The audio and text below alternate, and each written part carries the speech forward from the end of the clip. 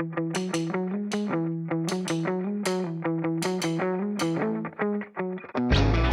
the Florida Parent Educators Association, home of the largest homeschool convention in America, this is the Not by the Book podcast. I'm your host, FPEA Chairman Suzanne Nunn, and together we will hear from guests who share their journey to who and where they are today. Each one of them at some point left the expected path, ripped the page out of the book that says you have to do it like this, and made their own way. I hope these conversations inspire you as much as they do me.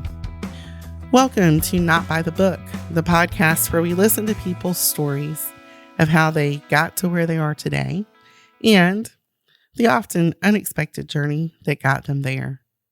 The more I listen to these stories, the more I realize that life is mostly unexpected. And it is just that also makes these stories so powerful. It is not the picture-perfect Instagrammable moments that make our stories rich. It's the quiet moments that shape who we are. These thoughts have inspired today's episode. Just me and my future self. Unfortunately, no time travel was involved, just a letter. Today's episode is festive, reflective, and brought to you by the fact that I process emotions best when I'm talking out loud. Growth.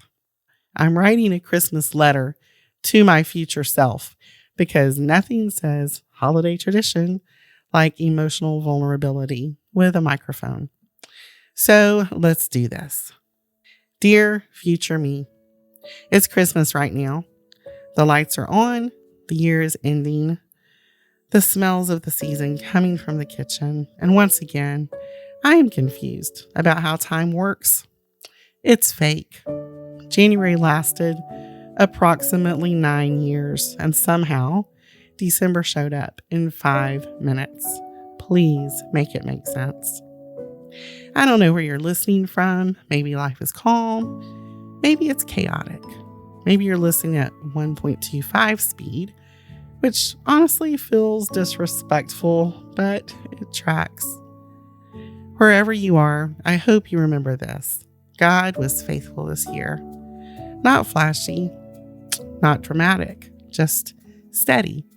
Like background music you don't notice until it stops. And thank God it didn't stop. Because, wow, you tested patience this year. This year had moments where trusting God felt natural and moments where it felt like choosing faith every 5 minutes on purpose. You'd say, I trust God, and then immediately think, okay, but what if everything goes wrong? Faith, but make it anxious? Still, faith was present. You didn't always feel confident. You didn't always feel ready. Sometimes you were just out here doing life with prayer and turning up that background music. But you kept praying. Sometimes long prayers.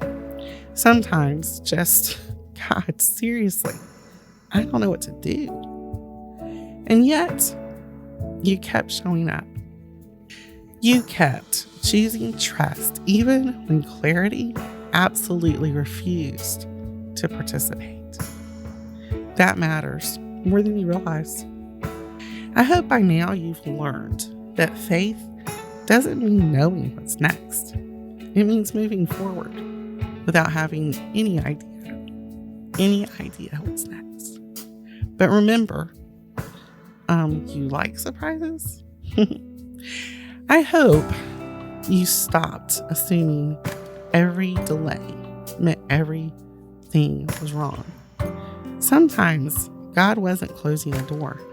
Sometimes he was just saying, sit, wait, stop hitting refresh. And sitting still, historically not your thing. I hope you finally accepted that rest is not a personality flaw. You don't earn God's love by being exhausted. And burnout, well, it's never been a spiritual discipline. Please tell me you rest now, without explaining yourself, without calling it, quote unquote, being productive later. I hope you stopped rushing your life like God accidentally forgot about you. He's not late. He's not stressed. He's not scrambling. You were stressed enough for both of you. I hope your faith feels steadier now. Not louder, not flashier, just solid. The kind that holds when plans change, expectations fall apart, and life does that thing where it laughs at your to-do list. The kind that trusts God even when the answer takes time and shows up looking very different than expected. Okay, this part matters. You know how you used to watch other people's lives and think, wow, good for them. Truly, I love that. Should I also be doing whatever that is? Wait, not jealous, just confused, like you missed a meeting? Well, you weren't behind. You were just living a different chapter. You didn't need to copy anyone else's pace. You didn't need to recalculate every time someone else took a turn. God wasn't comparing your life to anyone else's. He wasn't multitasking your story. He was paying attention to you. Different season, different calling, different instructions. I hope you can look back now and see how often God carried you, especially in moments you thought you were barely holding things together. Turns out you weren't being held together by effort. You were being held, which explains a lot. I hope you remember how many things you worried about that worked out fine, or didn't, but somehow led to something better. You stressed. God sustained. Classic teamwork. And this, if some prayers didn't turn out how you hoped, that doesn't mean they were ignored. It just means God saw the whole picture while you were zoomed in on one pixel. At the time, inconvenient. Later, obvious. I hope you learn to thank God, not just for what worked out, but for what shaped you quietly. The growth that no one clapped for. The faith that felt boring. The consistency that didn't feel impressive. God was working in all of it.